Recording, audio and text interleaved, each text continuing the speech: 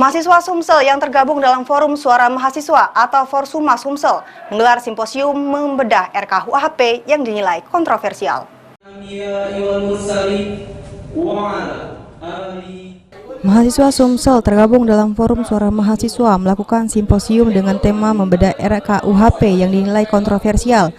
Dalam simposium ini menghadirkan sejumlah pembicara yaitu Ketua Forsuma Sumsel Rudianto Widodo dan juga Sekretaris BEM Nusantara Reza Anggara serta Koordinator BEM Sumsel Billy Jordani.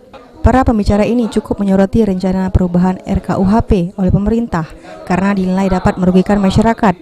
Setidaknya ada 13 pasal RKUHP yang cukup disoroti oleh mahasiswa dalam simposium ini. Poin-poin penting hasil diskusi kita dengan kawan-kawan lokal, kawan-kawan nasional, kita mengangkat 13 sampai 14 pasal kalau nggak salah persekusi.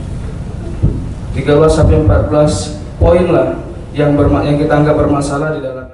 Yang awalnya sejak 2019 bahkan di tingkat nasional di setiap provinsi kawan-kawan mahasiswa turut aksi untuk menyuarakan hak-hak daripada aturan yang diatur dalam RKUHP yang akan disahkan.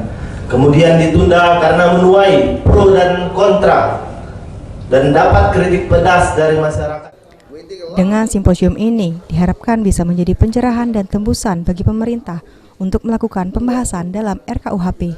Firman Hidayat, PAL TV.